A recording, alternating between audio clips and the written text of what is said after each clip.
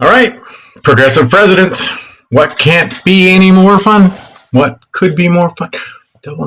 Anyways, we've got the progressive presidents today. We're going to be talking about our Teddy Roosevelt, our Taft, and our Woodrow Wilson. These are our three progressive presidents. They are not our only progressive presidents, but they're the progressive presidents of the progressive era. So you're going to have a capital P and a capital E, and that gives you PE, meaning physical. Anyways, progressive era. The progressive era is 1901 with the death of William McKinley. Poor William McKinley. And it goes all the way to the ending of President Woodrow Wilson's term, his second term in 1921. So we have a 20-year window of what we're going to call the progressive era. It actually starts a little before that, and it goes a little farther than that, and it comes back over and over again. It's part of the pendulum swing we're going to hit more and more as we go through the rest of the year. But the progressive presidents, these are your three. A two-term president, Teddy Roosevelt, a one-term president, William Howard Taft, and a two-term president, Woodrow Wilson. So the biggest president of all of our presidents we've ever had in terms of sheer body mass only has one term. And he's surrounded by two of our two-term presidents. Republican, Republican, Democrat. So we'll be talking about this as we go through the time period today, and it is part of our story of Teddy Roosevelt. He's quite a big part of this, and he is up there on our Mount Rushmore. Teddy Roosevelt had a very big personality. He was probably one of our most narcissistic presidents. Narcissism, for those of you who don't know, is self-love to the point of being almost weird in terms of how much you really, really, really like yourself. So he is our probably biggest personality president ever in terms of feeling very sure about himself. He was incredibly smart, very intelligent. He could read 3 or 4 languages, write in 4 or 5 languages. He's a Nobel Peace Prize winning laureate, an author. The guy is on fire on all kinds of levels. So he definitely probably deserves to be up there on Mount Rushmore.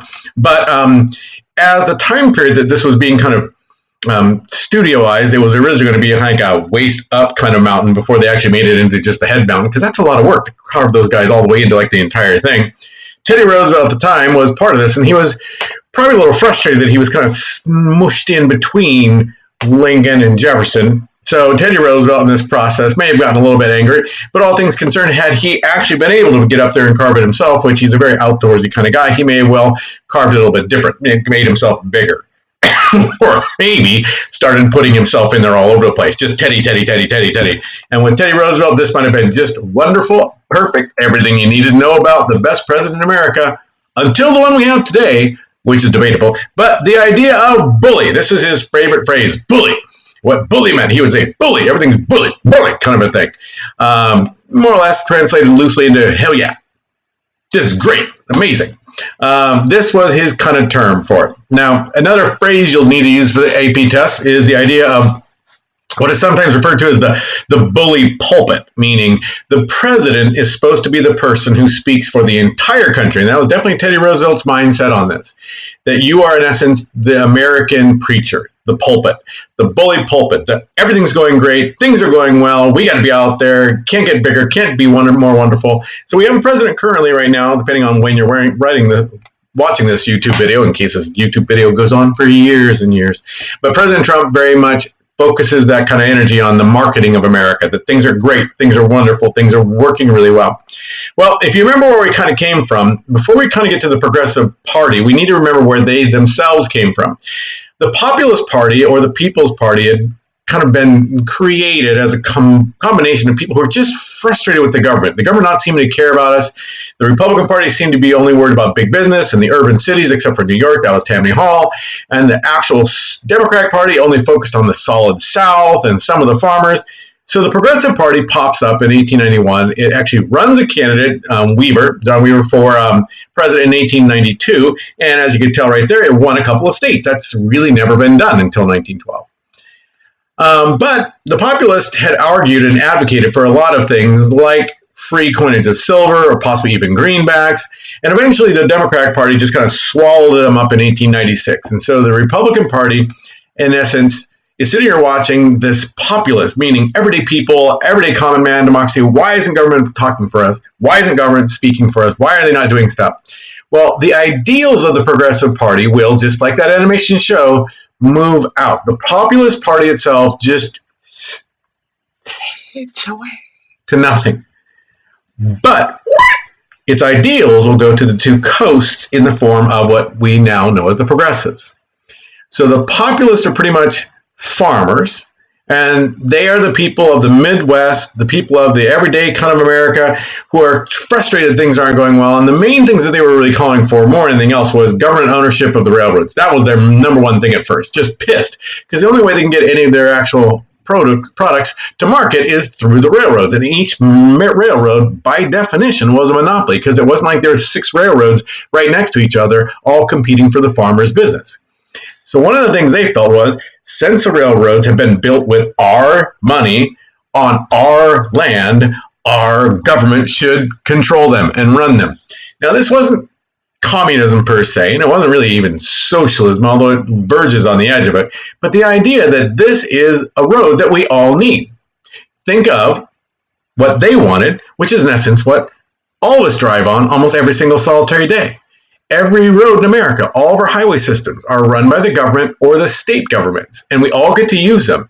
That's in essence what the populists wanted with the railroads. Not privately owned, huge multi-corporate billionaires today, possibly trillionaires or bazillionaires. They also wanted the idea of primary elections. Why is it, they asked, that we never have any say over who we get to elect from the Democrats for president or from the Republicans for president? The two parties pick these guys. We never have a say in who they pick. We never have a say in who we get to pick to basically vote for governor. And so the idea that that people should have, sorry, I've switched to actually smoking a pipe so I can look very officious. They wanted a say in who the actual person was. We call them the primaries. You saw in 2016, if you paid attention, there were 17 Republicans. Eventually, Donald Trump knocked them all off. This particular year, there was about 196,000 people running for the Democratic Party, and it eventually worked its way down to Joe Biden and Barry Sanders. Barry Bafferty. Big boy. Now, something anyways, but Bernie Sanders. And it will ultimately went down to Joe Biden. So those are all primaries. In other words, little mini kind of warm-up elections. They also wanted the referendum, which is the idea that they could vote on actually moving in government laws, that they could actually vote on government laws. If they don't like the laws government's made, they can vote on them. Or the government could basically say, this is too icky for us, you guys decide. We call them kind of propositions, along with the initiative, the idea of voting in a law without the government doing it. So in California, we call them propositions, where the people basically vote on stuff. That's one of those kind of ideas. They wanted the recall. They wanted to be able to actually boot somebody from politics if they weren't doing their job. You promised us all these things. You get there, you don't do it. We got to wait for 4 years to bump your butt out. No, we want to be able to recall you. California did that with Gray Davis in 2004-ish or so. And they also wanted to just basically clean up corruption. That's what the populists wanted.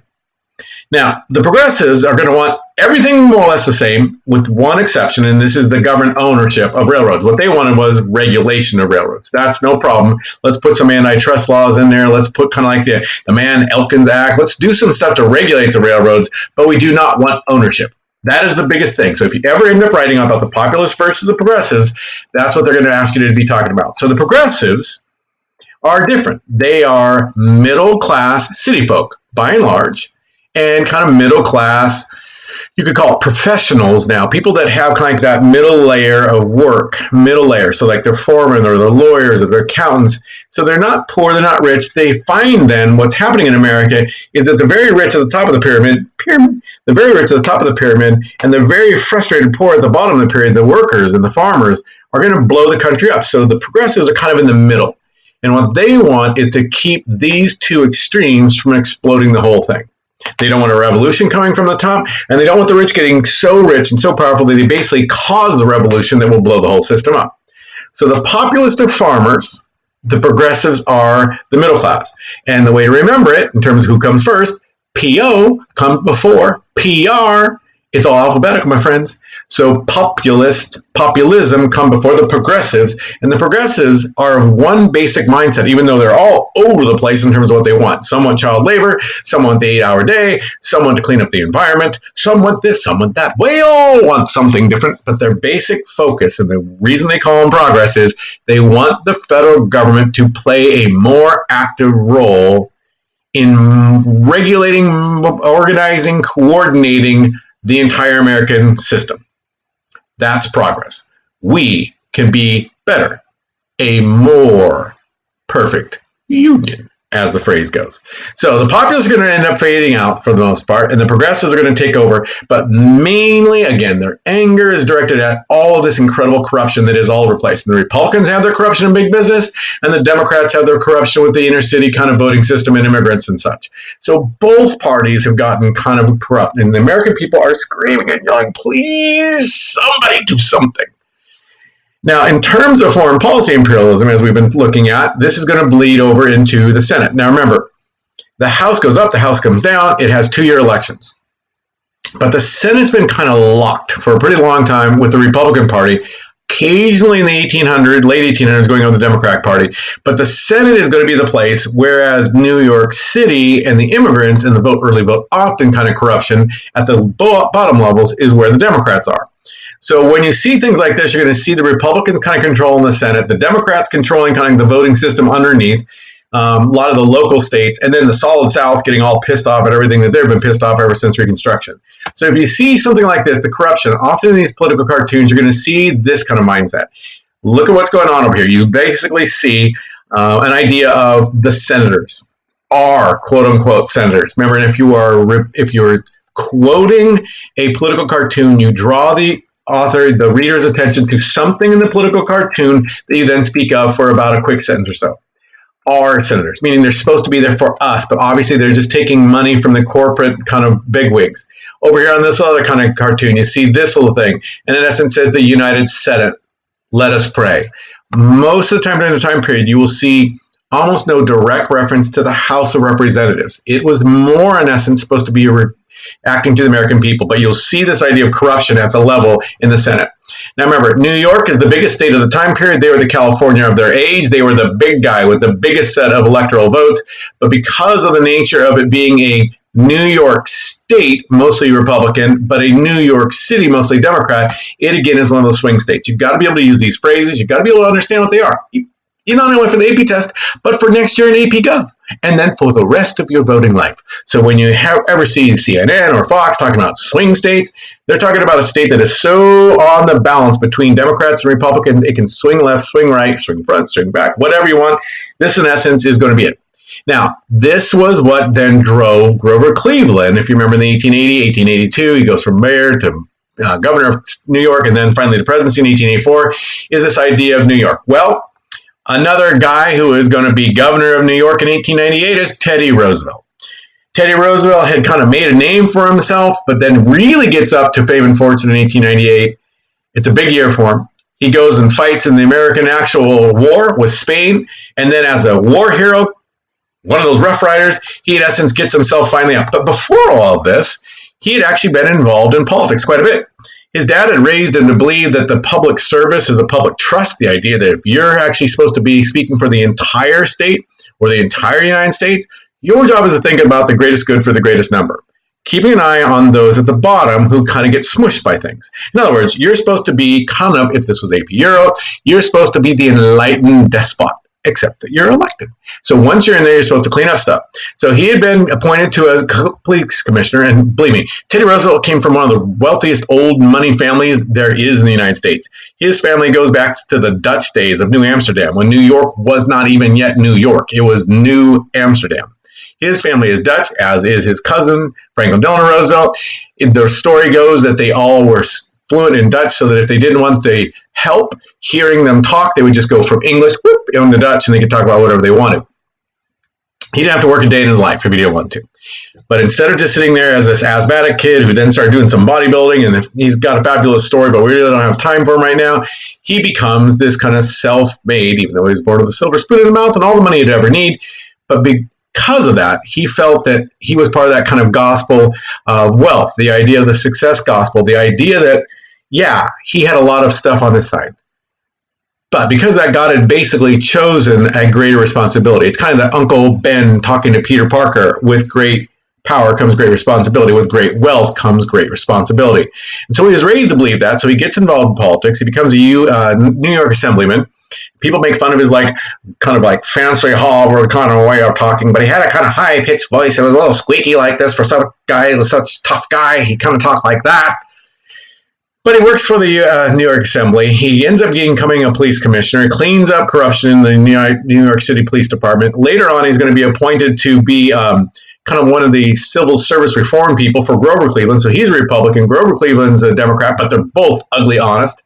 And he, in essence, kind of gets his name for himself as a reformer. Then, in 1898, when he quits as Assistant Secretary of the Navy and joins the Rough Riders, actually kind of puts them together, he becomes super famous for his attacks in Cuba. That lasted really pretty much one day, and really only 1 hour of one day. But by and large, he gets his name out there. And he is famous as can be by 1898 when he comes home and the war is over after its 10 long weeks. And all of a sudden, here then, the Republicans find themselves in a pickle in New York. New York had been, again, a predominantly Republican state, with the exception of New York City. That means that the state picked the senators, and the senator from New York at the time period was a guy by the name of Thomas Platt. And Thomas Platt had a problem. The Republicans had pushed the corruption thing almost to the breaking point, and the people of New York were screaming and yelling for corruption cleanup, something he didn't want, nor did his rich benefactors want. His backers, the guys who made him into the politician he was, and he returned the favor by giving them all kinds of laws that looked like they were really going to regulate them, but really weren't. So he could get rich and rich and rich. J.P. Morgan, the Vanderbilts, Andrew Carnegie, those kind of guys. So in essence, what happened in 1898 is Thomas Platt asked Teddy Roosevelt to run for governor. As this political cartoon over here shows, they kind of have a mutual respect / understanding, but they each have a sword behind their back ready to go, and they in essence are going to start to stab each other. So in 1898, Teddy Roosevelt runs for governor, looks like he's going to tame the Tammany Hall Democratic tiger, and he's elected, barely. And he begins to clean up corruption in New York at the governor level, which pisses the crap out of Thomas Platt, the boss of New York. He is the boss Tweed, but of the whole state of New York, and he's one of the most powerful senators of the time period. Exact same thing, if you remember, happened to Grover Cleveland. He all of a sudden gets all frustrated, so Thomas Platt comes up with an idea by 1900. He, in essence, says, and I quote, "I want him the hell out of my state," unquote. I want him to go out. So he comes up with a brilliant plan, as you can see in this little political cartoon over here. He begins to pass him off as a perfect vice presidential candidate for re-election, William McKinley in 1900. And it shows that he's going to have the support of the North and the West and the East, and the solid South is still dancing off in dreamland over here. But basically, the idea is going to be that he will be the perfect candidate. So in this idea of fighting with Teddy Roosevelt, Thomas Platt, in essence, says, you know what? Nope. Got a better idea. Let's make him the vice presidential candidate. Now, since New York is the biggest state in the country at the time period, and it is a Republican president from a Republican party, the guy who's really pulling the strings of the Republican Party was often New York. So Thomas Platt more or less gets his way. And as this little political cartoon shows you over here, you got still William Jennings Bryan blowing up the idea of why are we taking over the Philippines? Why are we taking up stuff? Why is the United States doing this? We shouldn't be an empire. We should be no empire. And so what you have in essence is imperialism. The country I made come to this. Bryan will save it. So here's George Washington with his weirdly scratched kind of thing, basically going like, in 1900, we need this. Well, okay, fine. Thomas Platt says, we got the war hero. We're going to go ahead and get this guy, right? We're going to work with our workers. We're going to do this kind of stuff. So in the election of 1900, Thomas Platt, over there in the corner, he in essence is going to start shoving through the idea of maybe, just maybe, the guy who should be the vice president is Teddy Roosevelt. As this political cartoon shows you, the vice president's uniform seems to be perfectly matched to his size. This guy's right height, but a little skinny. This guy's distinctly not tall enough, and he's too round. So here's Uncle Sam kind of going like, yeah, I think Teddy is going to be my man. So the Republican senator in New York, boss Thomas Platt, pushes through at the convention of 1900 Teddy Roosevelt as the choice for vice president. And he gets every single solitary vote of the entire Republican Party in the convention, except for one. His. Teddy knows that the vice presidency is where politicians are sent to die. They're used kind of for, they're like, woo, and then they become nothing. Because the basic job of the vice president, other than casting an occasional tie vote in the Senate, the vice president's job is to basically wake up in the morning and you're like, oh, you eat breakfast, and you go, Did the president die? And then when you're told, no, he's fine. Okay, I'm going to go back to bed. And then you go back. That's pretty much your job. So Teddy Roosevelt knew he was screwed, but he couldn't stop it. He ends up becoming the actual vice president of Canada. They get all the kind of glory of him. Woo-hoo, the Rough Rider, this kind of reform with an American twist. So there's like the French Revolution beret of equality, fraternity, and brotherhood with the little American stars. So the idea that we have made American administration promises have been kept. Kind of what President Trump's like, promises made, promises kept kind of a thing.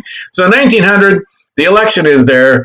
They win. And I love this over here. Uncle Sam kind of says this question down at the bottom. Who will be our next president? Uncle Sam basically says, read your answer in the smokestacks of the country. And it's saying McKinley. Now, for us, these days, we see these smokestacks and think horrible pollution. What they meant was, look how far the economy has come since the economic crash and depression of 1893.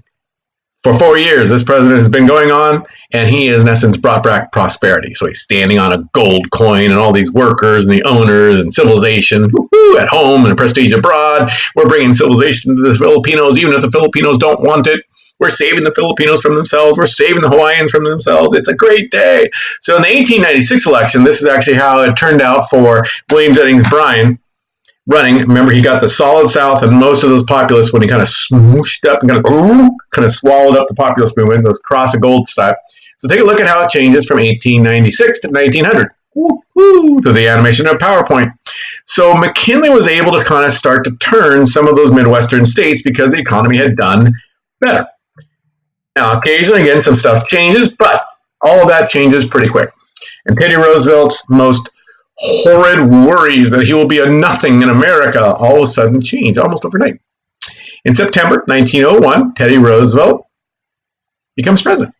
When this guy, an anarchist, Leon Strauss, I think that's how you pronounce it, Leon Strauss, when Leon Strauss basically shoots McKinley twice, and McKinley then dies a couple days later, there's weeping and mourning around America with one exception, Teddy Roosevelt.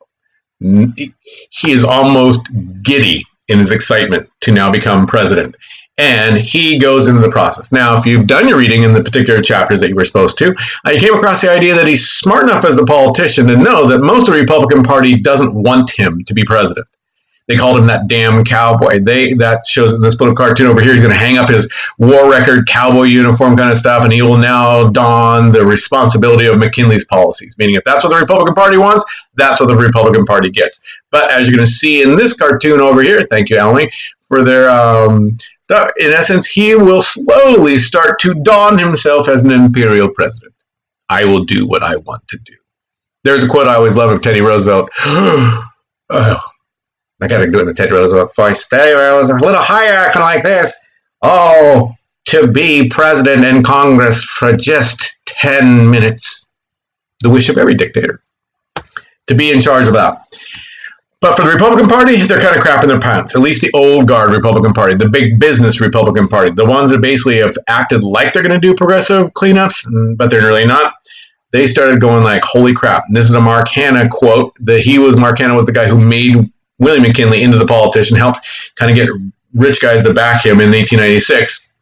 So now we have, in essence, this kind of image. Now, if you're writing the AP test, you can do some kind of connections. Remember that 10th point this year, or in other years, the idea of the connection to other history, to bigger history. This is going to be the imperial presence. So we've had Andrew Jackson, Andrew Johnson, Ulysses S. Grant when he was thinking about coming back and running for a third term.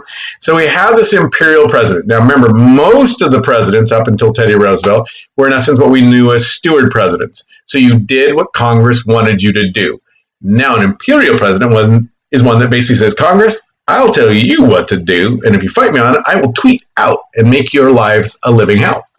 Even if tweets haven't been invented yet. But this is going to be, now remember, the biggest, most powerful imperial president we ever had was basically the guy that we love the most, Abraham Lincoln. But you could argue, as historians have, that he had to become an imperial president basically just to get us successfully through the Civil War. But we have now a new imperial president, Teddy Roosevelt, and the smile that is as big as Mount Rushmore. As this little cartoon shows you, he's kind of against the Constitution. It's barely trying to like hold itself. He's like a little patriot hat over here going like, ha-ha! And it's Jack the Giant Killer against Teddy Roosevelt going like, There were a lot of people, mostly from his own party, that did not like Teddy Roosevelt, and the Senate especially. So this little cartoon has this Senate going because the Cheshire Cat, the Lewis Carroll kind of like, Cheshire Cat smile out there. That smile is big as an entire state. Now, this little cartoon shows him running in, writing and cleaning up things from the post office where people are actually appointed by the president. Patronage, remember, is where you appoint people to be federal employees, and it's called the civil service. So he's going to do what he had already been doing under Grover Cleveland. He's going to begin to clean up the corruption of government. And that is going to piss some people off. So here you have Teddy Roosevelt, honest and upright government, up at the presidency home plate, and he's getting ready to like knock a home run out of the park. And all these other politicians going like, does he really mean to clean up government? It works pretty well for us when we're in charge of stuff. One of the guys I always loved, his quote, was the guy that was involved in the Homestead Strike of 1892, and that is Henry Clay Frick, named after a handsome Henry Clay. Although handsome Henry Clay never had a sweet beard like that. That's what I'm trying to get to. Henry Clay Frick, one of the richest men in America, who had been running the Homestead steel plant for Andrew Carnegie, potato, mercantilism. I love his quote. We bought the son of a bitch, but he didn't stay put. We made him what he was, but then as soon as he got to the presidency, he just did his own damn thing. This, then, is the story of Teddy Roosevelt and the progressive movement. The reason why the progressive movement starts at a national level in 1901 is because of Teddy Roosevelt. It had already been bubbling up in the 1870s, 1880s, 1890s. It was kind of moving through America at the exact same time the populist movement was. But the populist movement kind of coalesces into a national movement in 1892. And in 1901, 9 years later, the Republican Party, now kind of indirectly controlled by Teddy Roosevelt, thanks to an assassin's bullet, Leon Chaussee, we now have basically a president who is going to find himself in this mickle. So by 1890, 1901, this is the political cartoon kind of shows you the mindset of the time period.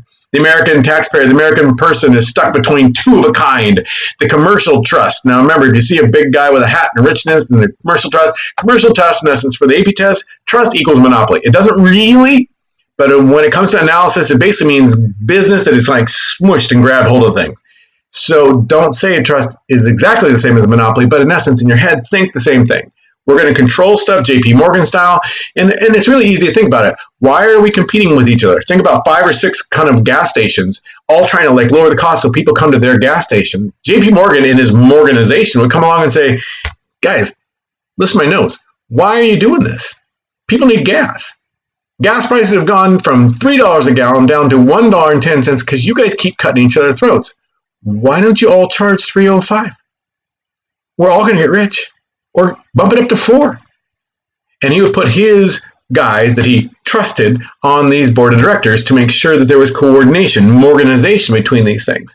So a commercial trust, in essence, is like a wink, wink, nudge, nudge monopoly of sorts. Now, on this other side, when you see a labor trust, in essence, is a union, right? Think American Federation of Labor, Wobblies, the Knights of Labor, that kind of stuff. And their one big power was the ability to go on strike, to just basically stop working. And once they stop working, things stop being made. Next thing you know, the entire country starts falling apart. Think of the railroad strike, 1877. So Teddy Roosevelt sees himself as an epitome of the middle class, even though he's one of the richest guys out there. And he, in essence, sees himself, God, I said in essence twice, almost within 30 seconds. He sees himself, essence in, as the guy who will stand in between these two extremes for the American people. And this is one of his famous quotes. The labor unions have a square deal. Shall have a square deal, and the corporations shall have a square deal, and in addition, all private citizens shall have a square deal. Square deal meant a fair deal. Everybody got a chance. His cousin later on will call it a new deal. But the idea that Teddy Roosevelt has is that my job is to kind of stand in the middle of stuff. For example, in the Great Coal Strike of 1902. In 1902, most Americans heated their homes when they needed to heat their homes by burning coal. It was also the thing factories burned to turn the energy turbines in their factories, meaning coal was foundational to all of America. Imagine what would happen if all of a sudden we just didn't have any gas or electricity. That was what was going to happen in coal. And coal miners are some of the worst paid people in the United States. They did some of the hardest jobs. Many of them were immigrants. And in the coal strike, in essence, you see this little picture cartoon of Uncle Sam kind of saying the freezing public, because these guys, the mine operators, the people who own the mines and the workers won't agree to each other. And so in essence, Teddy Roosevelt comes to the rescue and says, I will break this strike. And I'm going to make these guys work. Well, he tried for a couple of weeks. It wasn't working. He finally, in almost exasperation, locks them in the room and says, you guys talk to each other. You don't do anything. I'm going to nationalize the mines. I'm going to send in the army. We're going to nationalize mines. The mines will be mined. We need coal. So if you owners don't want to actually lose your mines to the United States government, talk to the miners. Miners, if you don't want to lose your jobs and all of a sudden have them now taken over by American soldiers, talk to the owners. You guys talk to each other. Stop talking to each other. Stop not talking to each other. And this is where a guy like George Baer, who was one of the coal mine owners, we already looked at him, the rights and interests of the laboring man, this working class will be protected and cared for not by the labor agitators or the union leaders, but by the Christian men to whom God in his infinite wisdom have given the control, the property interest of this country, and upon which the successful management so much of it. Anyway, I can't see myself behind my own fat head over here. But basically, he is saying the same old thing. Social Darwinism, survival of the fittest. Well, Teddy Roosevelt, this cartoon shows, is going to put an end to the strike by getting him finally to talk with John Mitchell. He gets a little bit sneaky about it. But ultimately, the mine owners give a 10% raise for workers. The workers agree that they're going to, and everything is done. Woo, he becomes a hero right before the actual midterm election in 1902. Another thing of the progressives was this idea that we've been looking at for a while, the proliferation, fancy way for saying everybody started doing it because it was such a cheap way to make money, of child labor. Child labor that had been expanding across the United States during this industrial age. And so we have one of the common denominators of the progressive movement was the idea of we've got to put laws in there. You can't let people just send their kids to work simply because they need money. And their threshold at first, I'm not kidding, was 10 years of age. We cannot let kids younger than 10 work. And then theoretically went up to 12 and ultimately 16. But we also had to talk about the progressive movement. How are we going to help out our poor people in the cities? These other half. What's going on with the poor people? Why are they getting poorer and poorer and the rich getting richer and richer? And out of this entire progressive movement will come something that you may not like soon that actually happened yesterday. In 1912, in the midst of this progressive movement, Congress will pass with a 2/3 majority in the midst of this progressive era something called the 16th Amendment. 16th Amendment gives the government the right to tax you. It's called the IRS income tax. And at first only taxed the top 1%, then 2%, then 3%. Pretty much it taxes all of us now.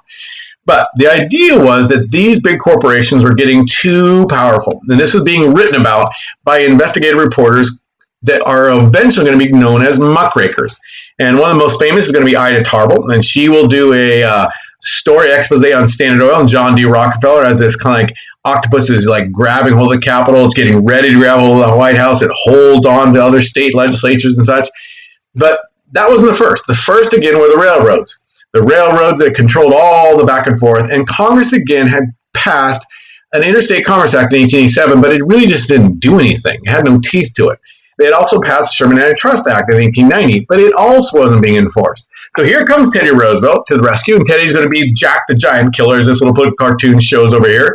And here are these big guys, Jay Gould, who kind of almost destroyed Wall Street a couple times, Rockefeller with his lack of hair over here, and J.P. Morgan with his nose that was his Siamese twin in his body that he absorbed, and Oxnard, and James Jerome Hill over here, the railroad guy. These guys, in essence, are coming in and saying, we're going to actually run things. Who do you guys think you are? And here's little Roosevelt, the Jack Giant Killer with a public service sword. And he's going to actually use the Sherman Antitrust Act and start to make it work. He will start to bust these trusts. So here is James Jerome Hill. He's one of the owners of the Great Northern Pacific Railroad. And I love his quote over here. Seems odd that we should be compelled to fight for our lives. We billionaires are barely able to live against the political adventurers who have never done anything but pose and draw a salary. Who the hell do these reformers think they do? All they do is run for election every 2, 3, 4, 5 years. J.P. Morgan, in the midst of all this, when Teddy Roosevelt started saying, hey, I'm going to break up your Northern Pacific Railroad because it's a big monopoly and it violates the Sherman Antitrust Law, J.P. Morgan basically says back to the president, why don't you just send your man to my man and they can fix it up. That's the way we've been doing it for 20, 30, 40 years. And Teddy Roosevelt more says nope, pushes through, and his attorney general pushes something against the Northern Security, and in 1901 it starts a process of breaking it up as a violator of the Sherman Antitrust Act, and finally in 1904 the Supreme Court's going to agree with him, boom, and the first biggest corporation. Now, think of this from a PR perspective. Teddy Roosevelt doesn't start small. He goes after the biggest guy out there, J.P. Morgan and James Jerome Hill. Not only does he go out after the biggest guy to send a message, big business, you are not bigger than the government. The government of the American people is above you. And you, in essence, cannot make so much money that you destroy the country in the process. So your organization that has made the wealthiest wealthier than they've ever been in the history of the United States, proportional to the poorest at the bottom any time in American history, has got to stop. So he goes after the biggest guy, and he actually goes after the guy that has been pissing off that Midwest that has been slowly moving towards the Democrats, those populist areas. So it's a pretty smart politics if you think about it. So those populists that have been angry, we basically have this little political cartoon. The government of the United States, we will bust, no trust. He's taking the sign down. That back door where Morgan's barrel of money is coming rolling in. Nope, we're not doing that anymore. We are going to clean this thing up, JP Morgan. Sorry about it, you and your nose. So here's this little flim-flam finance. In other words, JP Morgan with honesty stope. We're going to start to clean up America. So say I, Granny Teddy Roosevelt. That's an interesting little card. Anyways, Northern Securities is the one you could remember if you would. And it is going to be a destroying of the monopoly. It doesn't destroy the company. They just now are forced to sell it off or like subdivide it. It's a little bit of a game of sorts, but it's the actual first time the Sherman Antitrust Act of 1890 has actually been worked out. So Teddy starts to get a nickname as a trust buster. It shows you over here with his attorney general squeezing these trusts out of money, and he's over here looking happily. Over here, this is a really good cartoon because you need to understand and don't oversell it in your writing and wherever, either in your internal test or in the actual AP test. He did not enforce the Sherman Antitrust Act on everybody. He picked what he called the bad trusts, the one that were abusing their power, versus the good trusts. And the good trusts, he was a believer in the idea of moderation, even though he would go to the extremes when talking about stuff. He honestly understood that in this modern age, corporations have brought a sense of kind of continuity to the system. For example, prior to JP Morgan kind of organizing the railroad system in America, there were varied, if you did your reading, track sizes, meaning how far apart the gauges for the rails are. They were as big as 48 inches, like 4 feet across, 36, 22. There was like 25 different kind of gauge sizes. Prior to the 1920s, there was about 16 different sizes of beds until they get kind of coordinated and consolidated. There were 85 different sizes of bricks. So if you're buying bricks to build a house, the bricks would be different size based on whatever the manufacturer wanted to do. So Teddy was understanding that some of these trusts are actually bringing continuity and efficiency to the American system, and that's fine. But when they go over the board, when they get too wealthy, too greedy, too kind of parasitical, then we got to bring them down a bit. So this was the idea of Teddy as trust buster, but it wasn't like he was busting all of them. Another thing that happened during the era was all of this kind of ickiness that was going on in corporate America's meat packaging and food processing. So Upton Sinclair, a socialist advocate, and later on he'll run for governor of California in 1934, but he started looking into how horrible things were in the meatpacking plants in Chicago. And he talked about all kinds of things where like people would let the rats run over stuff. They just use poison. They adulterate. They put in all kind of food coloring. There's a story in there about all kinds of horrible things. Well, he publishes The Jungle, this book, 1906. Actually published it before this. But what happens is that people start reading it and like, oh my God. Now, Upton Sinclair really wanted The Jungle to be a book that would cause people to like turn towards socialism, but instead it just turned their stomach and they started getting grossed out about what it was they were eating. So Teddy Roosevelt sent in a couple of investigators, a blue ribbon committee, to go in and investigate what's really going on in these meatpacking plants. And they come back and they basically say, Mr. President, it's worse than we thought, and it's worse than the book said. So this is going to lead to the 1903, 1904, and then put into play in 1906, passage of the Pure Food Act and the Pure Meat Act, which sometimes just are put into Pure Food and Meat Acts. But the story of a muckraker starts getting out. This was in a political cartoon a little while ago, in a DBQ. This picture of Teddy Roosevelt kind of like, in his investigation, he doesn't like what it's found, but he feels compelled then to push Congress to start to pass laws to clean it up. Muckrakers were people who basically would rake through the landfills. We saw a picture of a couple of those guys in a lecture before, looking for anything of any worth, any value. But when Teddy Roosevelt gave them the nickname Muckrakers, he wasn't making it a glorious thing. He was talking about how they're raking through the muck of crap in life, and they never look up to see how beautiful American society is. So he wasn't really happy with them, because every time somebody would write an expose, this muckraker investigative journalist, and this is really when investigative journalism is starting in the early 1900s, then it would cause all kinds of problems for the federal government to clean up. It wasn't that he disagreed with him, but he didn't want people kind of like nipping at his butt. He wanted to be in control of what he was doing. So the jungle causes the Pure Food and Drug Act to be passed, with all these rats running all over the food and things, and all kinds of worms and meat stuff. And it even happened that some of the soldiers in the War of 1898 were eating canned meat that had actually been kind of putrid before. Anyways, it's also during a time period that we're asking government to start to put some regulations on advertising. Sears Roebuck and Company used to put these catalogs out, and they would be mail ordered. Think of them as Amazon of the time period, which is ironic because Amazon will actually destroy Sears and cause it to go bankrupt. When instead of going to Sears to buy stuff, you can just buy it online. Well, that's what Sears did at first. Sears and Roebuck were two of the guys that actually owned this thing, and they would send this stuff to you. All you had to do was send in a collect on delivery. They would mail it out to your place. You'd pay for it, and you could buy baby carriages. You could buy shotguns. You could buy all kinds of stuff. You could buy revolvers and all the ammunition that goes along with it. You could buy wedding rings, all kinds of different styles. Just tell us what size you want.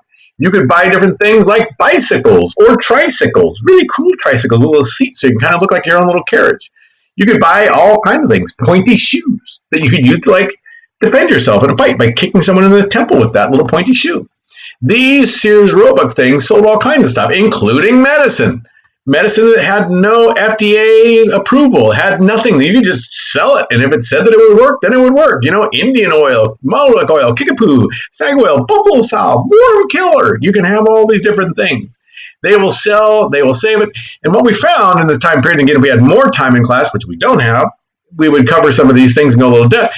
One of the most common ingredients in these medicines were alcohol. So you take it, I feel fine. Next thing you know, you're an alcoholic and you're going to destroy your life. But they also had things like the Princess Bust Developer and bust cream or food. So you could actually either put this cream on your breast or eat it, or both, I guess. You could do whatever.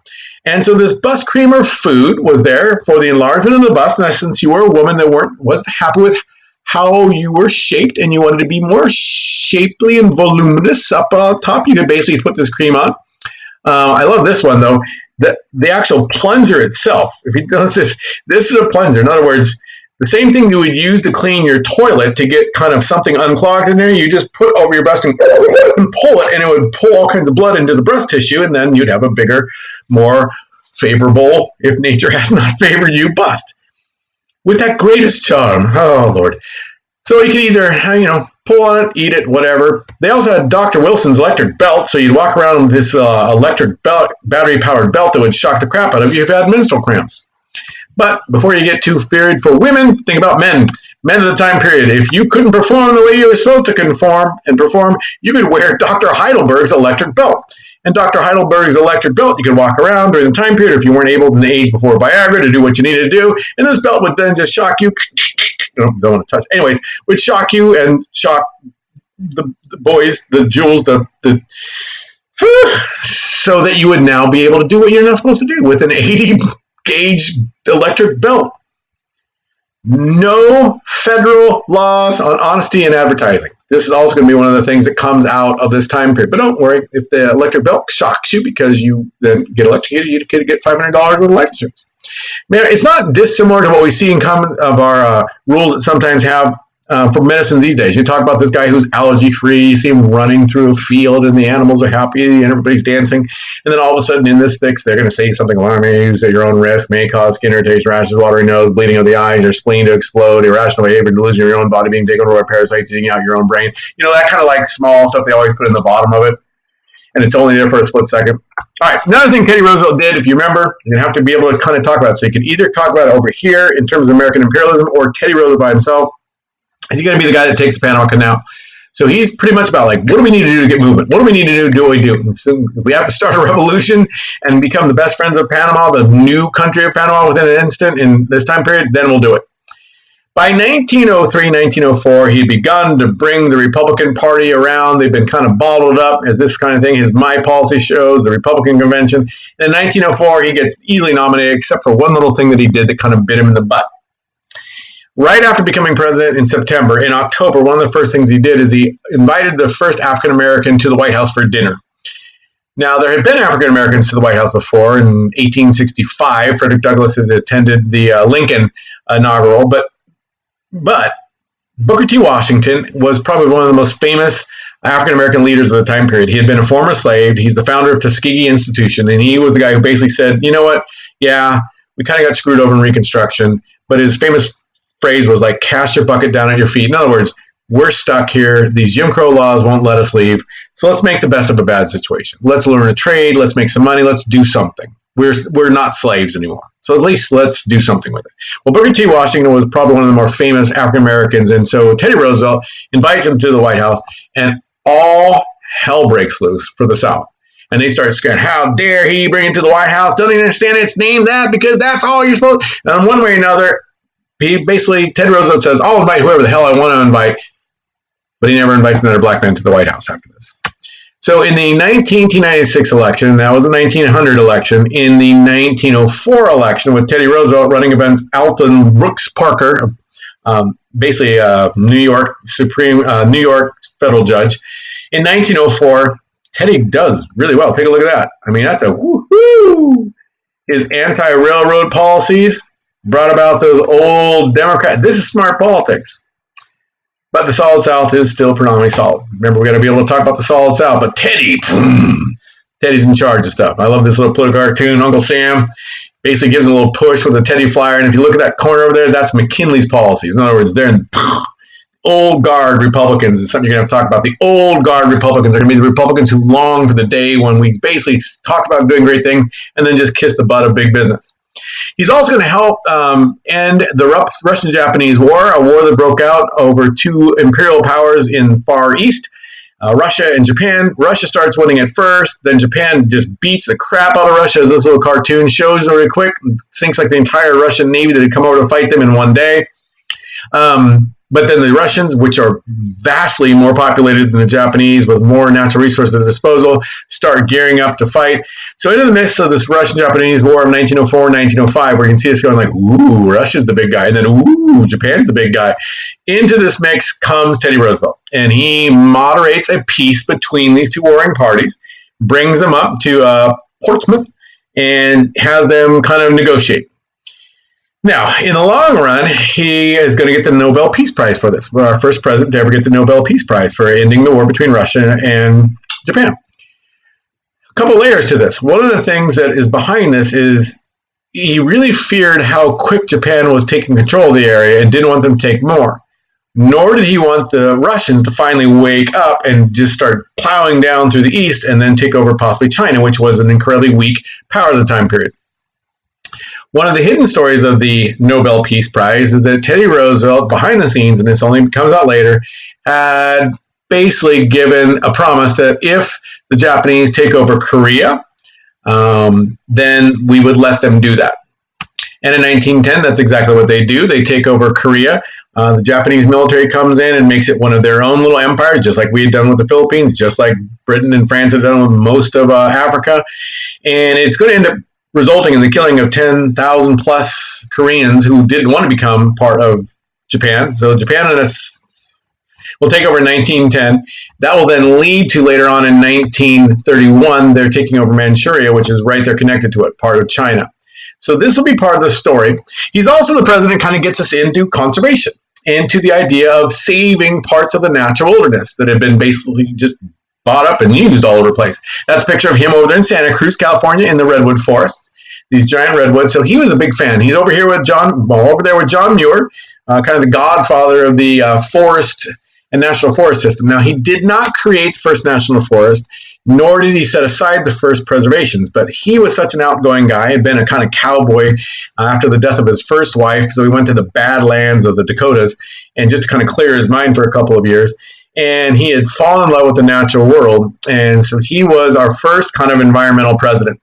He's going to really start to accelerate the idea of nationalizing parks, putting things into play. And he is the kind of the founder from a presidential level of the conservation or the environmental movement. So if you're ever writing about that kind of stuff, he's like the godfather of it.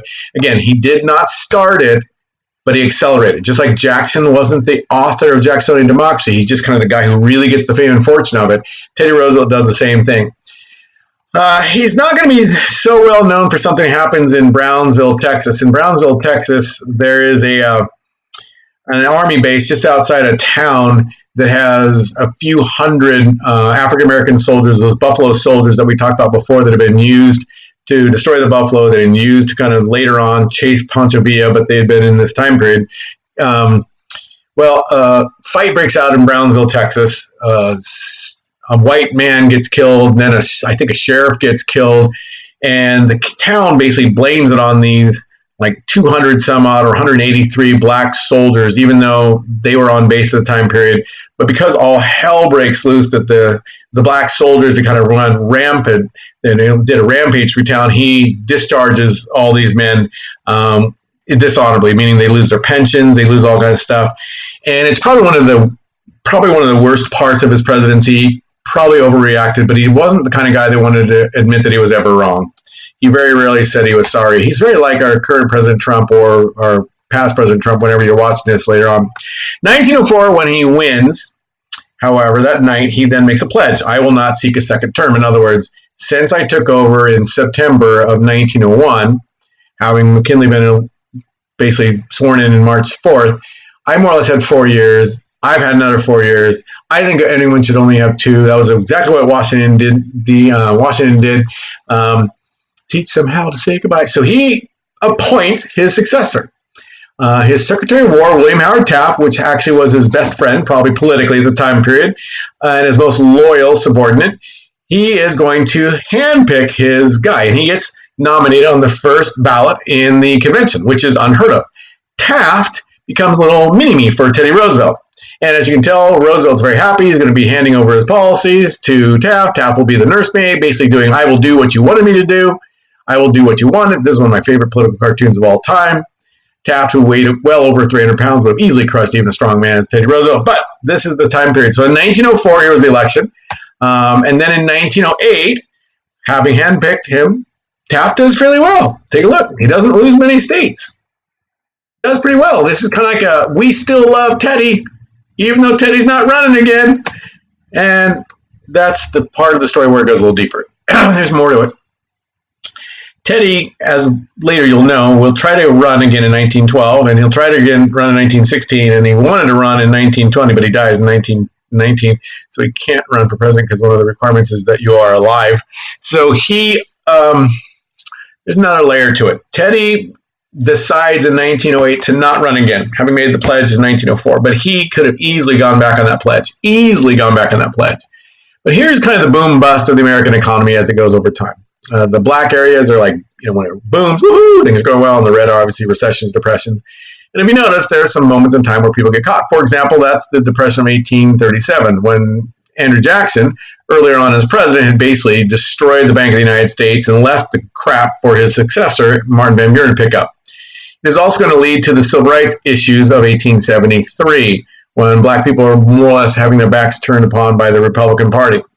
And Reconstruction has ended a couple of years later because American people, if you take a look at that long depression over there, many Americans in the North basically saying, why are we spending our tax dollars to protect the voting rights of blacks? They should protect themselves.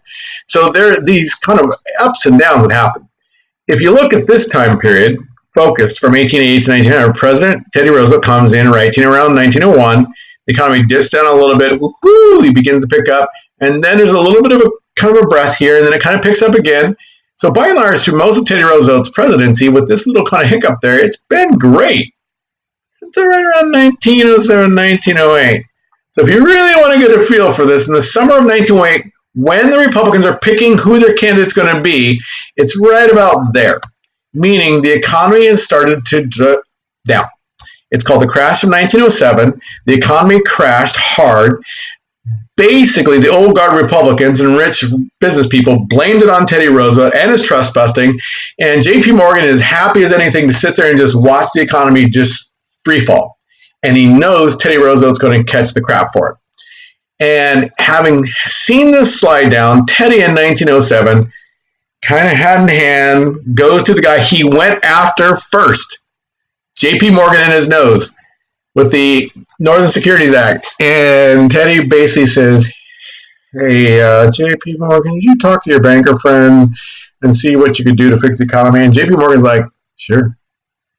So in 1908, I think probably because he's smart enough to know that he doesn't want to have all the crap kind of then fall on his own shoulders, he decides to get his buddy, William Howard Taft, to run for president in 1908.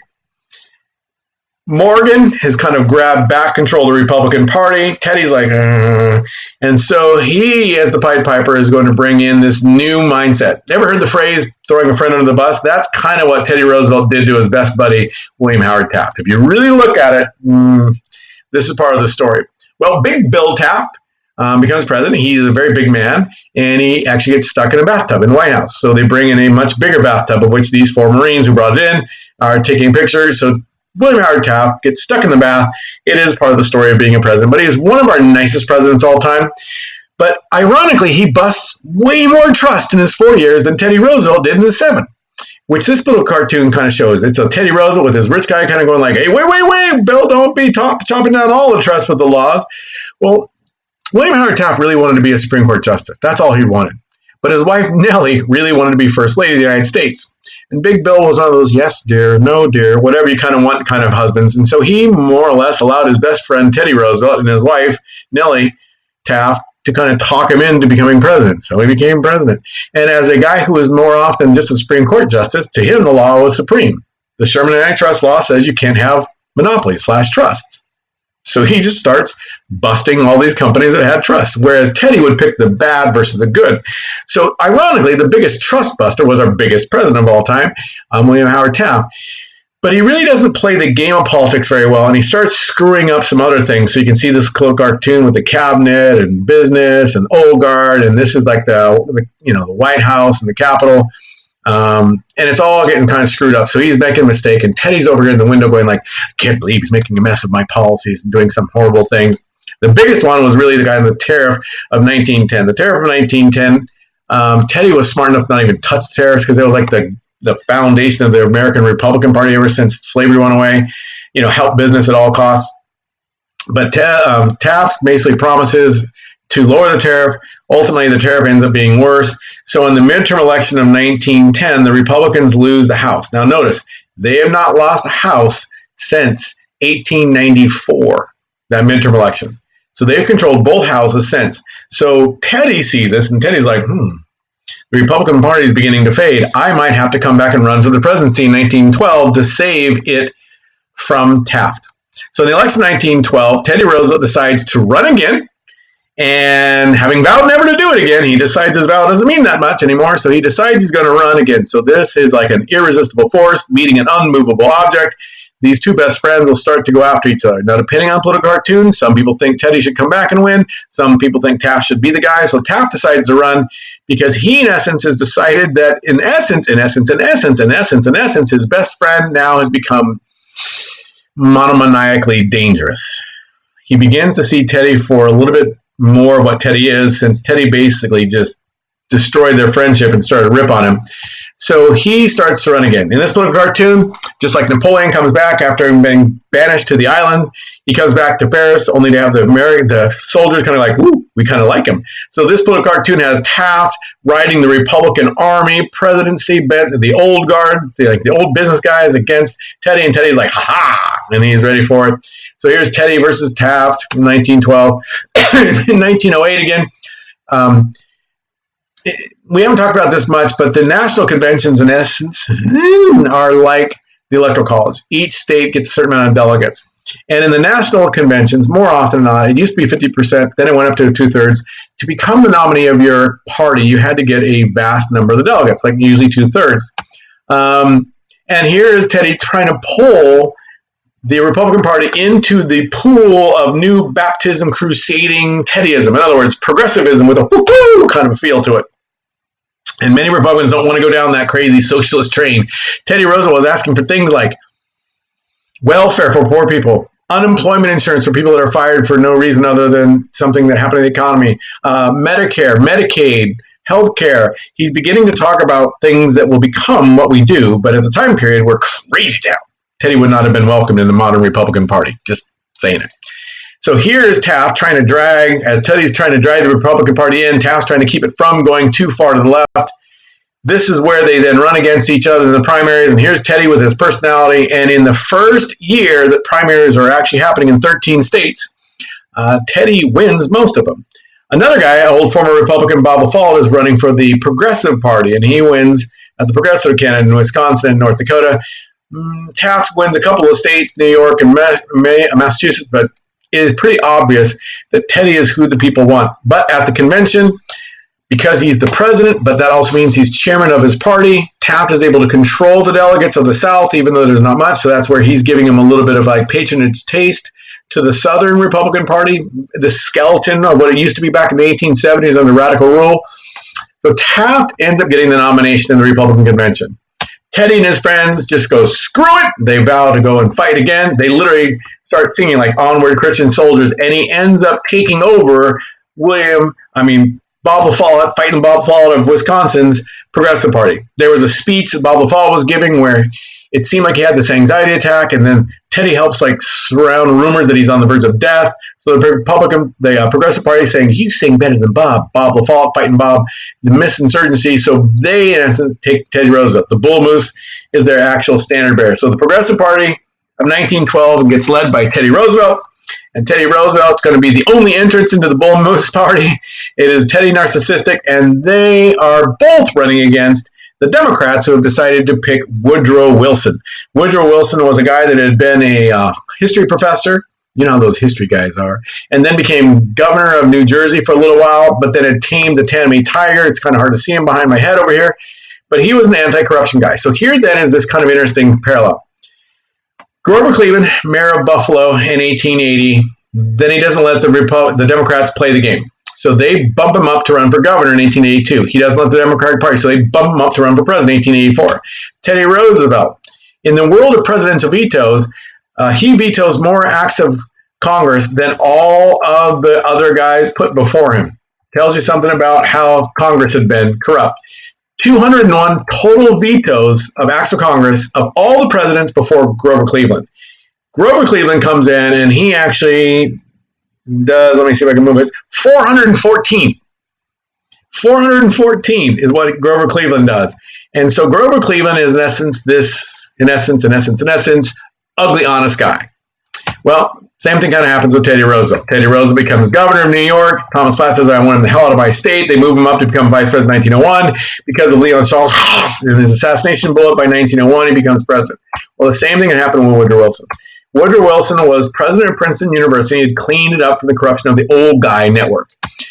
Then gets him a little publicity. So in 1910, they want him to be governor of New Jersey. So the gov is he's not New Jersey. He then goes into New Jersey and he does the same thing Teddy Roosevelt does. He cleans up corruption, and his own Democratic Party is like, we want him the hell out of our state. So in 1912, 2 years later, they push through his nomination for president of the United States. So in 1912, the presidential promotions that are happening in America have got him running for the Democrats, Teddy running for the Progressive Party, which is actually called the Bull Moose Party, and we have a three-way then run. In 1912, Teddy not only runs, but he then gets shot dead square in the chest while speaking in Milwaukee. This guy who's a deranged, kind of like schizophrenic guy, kind of like Leon Charles Getty had been killing Garfield. This guy shoots Teddy Roosevelt square in the chest, knocks his butt down in the car. The guys beat the crap out of the guy. Teddy Roosevelt pulls himself up and says, don't kill him, kind of a thing. And then, Mr. President, because, once you're president, you're always president. We need to get you to the hospital. He's like, I will not go to the hospital. I will give this speech or die. So he drives to the hotel. The people there are waiting. This is the age before CNN and breaking news from Fox Reports. So nobody knows what happens. He comes into the area late. Crowd just loses it because everyone loves Teddy. And he tells them, I need you to be quiet. The crowd's like, woo! No, I need you to be quiet. And then the crowd, woo! And he finally says, no, you may not have heard, but I've been shot. And he literally pulls back his shirt, and the bullet had gone through his steel glasses cage, through his speech, and it basically lodged in him. So he opens up his suit, and he's dripping blood from his chest, and the crowd's like, whoa! This is a kick-ass president. Can you imagine Trump or Obama or even Clinton? You name it, almost all of them getting shot point blank and going like, all right, we'll give this speech or die. So he goes in and gives the speech. Later on, he gets to the hospital, and the bullet had lodged in his chest right close to like his heart, I guess is the backside of his lung, or his heart's over there, but basically he could have easily got killed. So we've been having these kind of test things that have been happening. Remember, in 1860, the Democrats committed political suicide. The same thing will happen to the Republicans in 1912. Instead of just having one candidate, they split themselves into two candidates, and that political suicide of 1912, here's a comparison point, just like the Democrats had split themselves in 1860, that political suicide that allows Lincoln to win, here's a political parallel, in 1912 allows Woodrow Wilson to win. Here's one of those other little tidbits. For the first and only time in American history so far, one of the third party, because remember, any party other than Democrats or Republicans or other than Whigs and Democrats or other than this is the only time in American history where a member of the third party, Teddy Roosevelt, wins more electoral votes than one of the established parties, poor William Howard Taft, who would cry often during this election, his best friend having turned on him. So in 1912, Woodrow Wilson wins, look at it, with 42% of the actual vote, which was almost the exact same amount of the popular vote for Lincoln in 1860. So in other words, 60% of the population didn't want Woodrow Wilson, just like 60% didn't want Abraham Lincoln. Talk about a blue state. Look at South John C. chest hair, neck hair, Carolina. This guy wins. Now here's the more important part, because we're going to get done here in a second. Not only does he win, but because the Progressive Party kind of blew up, the Republican Party loses control of the Progressive Party. It then floats to the Democrats, and the Democrats kind of take up the progressive standard under Woodrow Wilson, and he wins not just the presidency, but the House and the Senate too, which means he's going to be able to get stuff passed, and he does. Here, the only things you really need to know, in 1913, he lowers the tariff for the first time, really going back to like the days of Cleveland, which means business is going to get less help, but prices are going to drop around the country. Pisses off business, but most people like it. He's also going to pass the Clayton Antitrust Act, which is going to give real teeth to the federal government to slam down any kind of corporations. And then his most important domestic issue that he does, because his whole life's going to be eclipsed here pretty soon, is he's going to stop the idea of letting guys like J.P. Morgan control the government by forcing through Congress. Congress will work with him on this, something called the Federal Reserve. It is like an insurance policy for banks. Banks, in essence, pay a monthly, yearly fee to the Federal Reserve. The Federal Reserve then sits on a big pile of money, and they release it to banks when banks need it. When a bank is on the verge of going belly up, or in our current situation right now, the Federal Reserve will like release into the system blood, in essence, money to kind of stimulate stuff. So that is his biggest thing. So it's three things. Under Woodrow-Simmons tariff, you never need to know for the new test the actual thing. Just remember he lowered the tariff, and he was only able to do that because Congress is now on the Democrat side, and they've never liked the tariffs the Republicans have.